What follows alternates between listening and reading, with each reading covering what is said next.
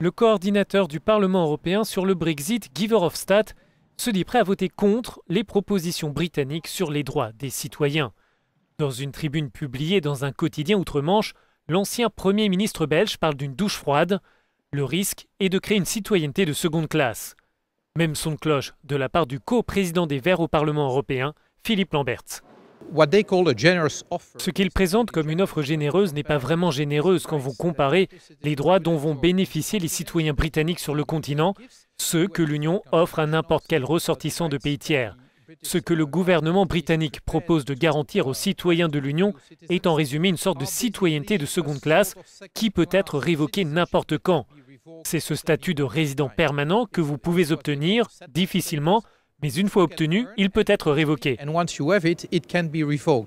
Selon le Parlement européen, les propositions de Londres sont bien inférieures aux attentes. Pour Maria Demertsis de l'Institut Bruegel, cela pourrait être dommageable pour Londres.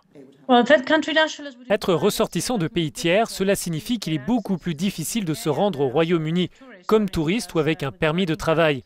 Ce serait négatif selon moi pour le Royaume-Uni car tous les ressortissants de l'Union hautement qualifiés qui travaillent actuellement à la City ou dans les hôpitaux seront découragés de rester ou de se rendre au Royaume-Uni. C'est la raison pour laquelle je pense que cela aura un impact négatif sur l'économie britannique. Un peu plus de 3 millions de ressortissants de l'Union vivent au Royaume-Uni. Les citoyens britanniques sont eux près d'1 million dans l'ensemble des pays membres.